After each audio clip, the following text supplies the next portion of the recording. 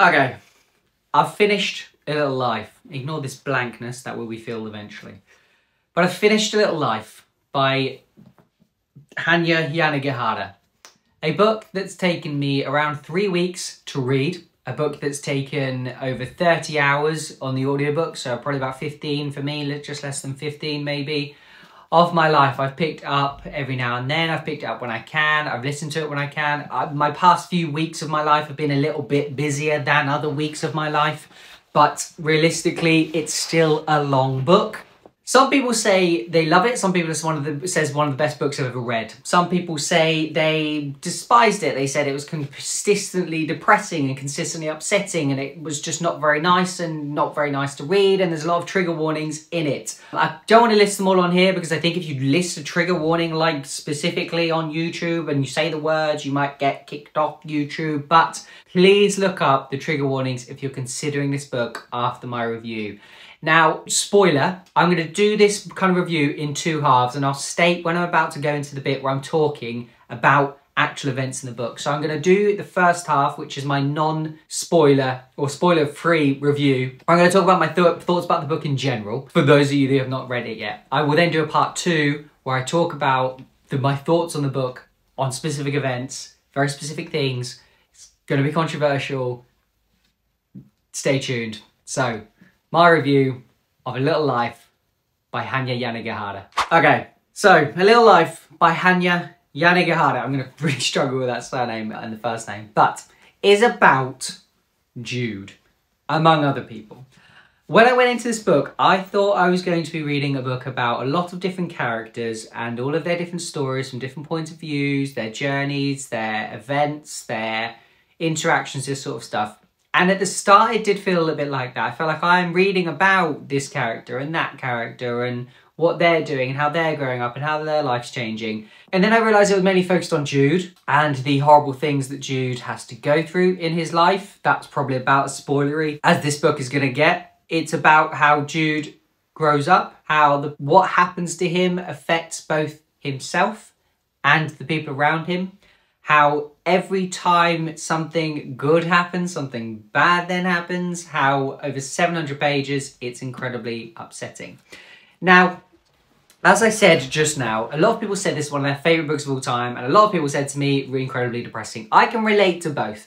Writing-wise, I have 2 almost direct opposite opinions of the writing. I thought the writing was both brilliant in that clearly Yanagihara has a talent for writing. But I also felt like it could have been edited a lot more. As I said, this book, this physical copy I'm holding here, is over 700 pages long. The audiobook is over 30 hours long. So if you're somebody that listens to audiobooks at 1 speed, you're looking at, I don't know, you could be looking at 3 or 4 weeks of constant listening for like 2 or 3 hours a day. I don't know what my maths is there. Whether I've done that right, I don't know. Don't do the calculations. But it's a long book. It's a long book that never really, I don't know, gives you any optimism. Never really gives you a reason to jump back in and go, oh, I'm buzzing, loving this. It's a great read. It's really fun. It's not that sort of book. It is a book that will upset you. It is a book that will make you feel uncomfortable at times. It is a book that will essentially have you feeling like you're very lucky to have the life you have.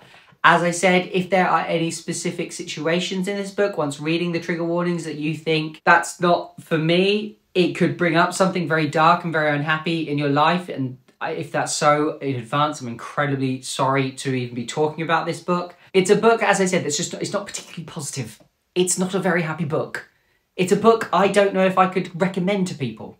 It's a book that I would have to say, well, if you want to read about something incredibly unhappy for over 700 pages, crack on, because that's what's going to happen here. Some people said it's about the incredibly positive interaction between friends and how people are always there, and the resilience, the almost saint-like resilience between the characters and this main character. And I can see that to a point where it almost felt unrealistic. I felt like with this book, there was moments where I think I was not able to empathise with Jude's friends.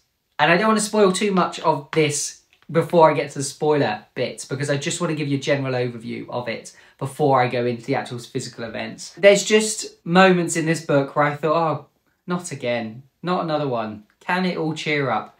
And then my other big complaint is, if you're going to write a book that's got so many upsetting moments, so many depressing storylines, so many physically difficult moments to read, you've really got to make the characters likeable. You've got to make the other side of the character be seen. Now that's very difficult because what happens to this character is very unhappy, is very unsettling, is very not nice. So to then have him be like this jolly, likeable, jokey character, it's probably quite tricky. But there are moments where she talks, the author talks of they laugh in a car, or we joked around, or we had a lovely evening, where they're just very, very quickly kind of run over. They're very, very quickly discussed, got rid of, and not taken into any depth. But the bits that are bad, God, there's a lot of depth to them. So I think that's all I can talk about without doing any more spoiler of the book. If you want to know, I would probably give this a 4 out of 5. It's not a 5 out of 5 read for me. I just struggled to like the character. I found him incredibly frustrating, but if you want to go into my spoiler bit, you can understand a bit more why.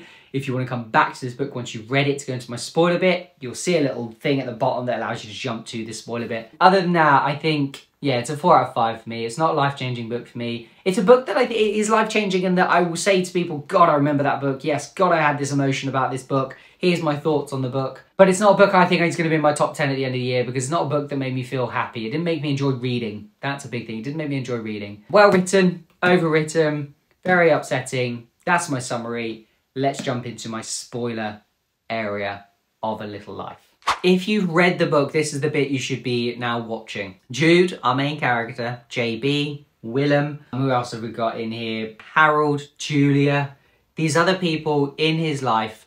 Malcolm, I don't know, Jude. So I was frustrated by Jude because Jude is a person who refuses help. Now, I don't want to start some sort of discussion in the comments here where people are saying, I feel like you're not sympathising with the issues he goes through. I feel like you're underplaying some of the dark moments in his life. You're not sympathising. This is very close-minded of you. And that's a fair enough comment. It is close-minded of me because I have no experience of them in my own life. I have read a lot of books where a lot of bad things, a lot of negative things have happened to the main character and still come out of it loving the book, loving the character, loving what I've read. Because there are moments in everybody's life of pure joy, of happiness, of gratitude, of almost miraculous friendship and interactions and love and things like this. And there are moments in A Little Life, like with Willem and Jude at the very end, where they finally get together after Jude has the incredibly horrible moments with Caleb, who I honestly is just one of the most uncomfortable things I've ever read. I was reading it and my girlfriend was laying next to me in bed. She was like, can we go to sleep? I'm about to go to sleep. Can I tell her to laugh? I was like, no, I need to finish this. I don't care what happens. I need to finish this moment right now. And that for me was one of the most powerful moments of my reading experience. But it was just so upsetting. And then you get another chapter and it's another upsetting thing and another upsetting thing and another upsetting thing.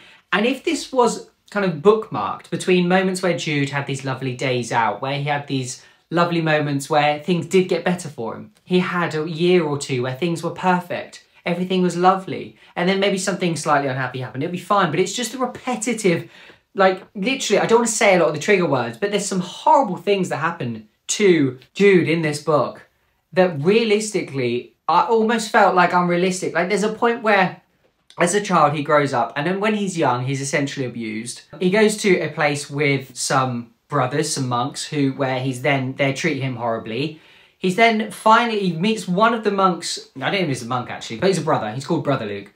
He meets Brother Luke, and Brother Luke is nice to him at the start, but then makes him do dark things, which twists his views and ideas of what good and bad are. He really thinks this Brother Luke is the best person that's ever happened to him, because he said nice things to him, despite making him do the horrible things in the hotels. That then happens. He finally escapes that. He finally gets to the point where Brother Luke is found out, Brother Luke hangs himself, doesn't exist anymore, gets through to the counsellors, and the counsellors abuse him.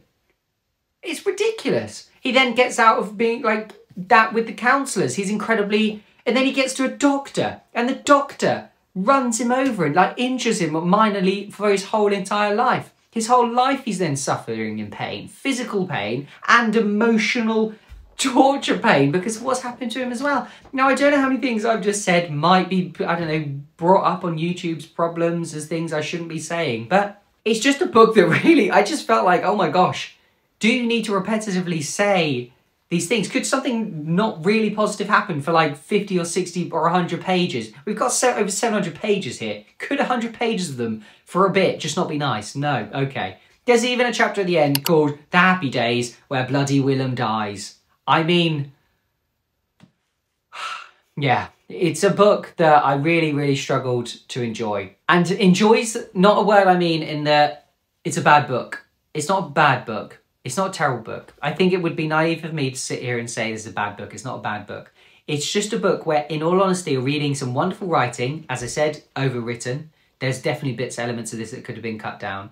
But it's a book you're reading where there's so much negativity. It almost feels unrealistic. It almost feels like every single person negative in the world, it's almost like he's on a path of destruction. Now, yeah, there's maybe an argument there. Maybe I've just raised something there where there are people in life who, having had a horrible start in life, naturally gravitate towards negative people. But he doesn't. He's got some beautiful friends. Your JBs, your Willems, your Malcolms, Harold are beautiful human beings. They're incredibly kind, patient, almost unrealistically, again, like saint-like patience with Jude. And I felt frustrated at points. And again, probably my naivety, probably showing kind of limits in my personality and my character as a human being. But when Jude repetitively refused to tell them why negative things were happening, repetitively would not let them help him, to a point where he gets angry at them for them trying to help him repetitively. That's the word I want to exercise here. Repetitively. Not like once, okay, I can clearly see these are the nice people, let them help me. I know he's damaged. I get it. I know his childhood probably ruined his whole perception of every human being ever. But it's difficult reading it from our point of view as the reader, that angle where it's just that negative. So that's it from me. I think I could go on and talk about this book for a while. And I think if I was part of a book club talking about this, I would probably get into quite some heated debates with people about it, because people say it's beautiful, it's lovely, it shows the positive in life. And I'm like, yeah, but I felt incredibly resistant to picking this up every time I read it. And at the same time, could not put it down whilst I was reading it.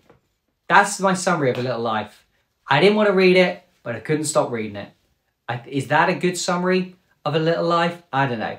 Let me know. If you're at this spoiler point and you've read the book, I think a lot of people have read the book, and you agree with what I have to say, let me know in the comments below. If you don't agree, that's absolutely fine. I've posted a few kind of short TikToks and Instagram reels of this, and people have come back to me and said, the point of the book is not meant to be positive. Things aren't going to get better. It is really well written. It's the small moments you're meant to pick up on. I get that. I 100% get that. But my overall summary of the book is I did not enjoy it because it was just negative. It did not make me feel happy. It did not let me enjoy reading. I'm really excited after a 700-page thick book to be picking up The Inmate next by Freida McFadden, because it's easy, it's not complicated. I know I'm not going to be emotionally ruined by it. I know like nothing overly deeply dark is going to happen in it. Well, it might, you know, like a murder or something like that. But other than that, it's just not going to be a book like this. And some people, and I kind of want to finish on, some people said it's like a life-changing book, A Little Life. I wouldn't say it's changed my life, but I will always come with a very strong emotive reaction if people say, should I read this book? Because it's a really difficult one to recommend. Based on my experiences, no. If you are somebody that struggles emotionally, if you're somebody who you know in yourself cannot deal with quite upsetting things, do not read this book. If you're somebody who is quite strong emotionally, read it.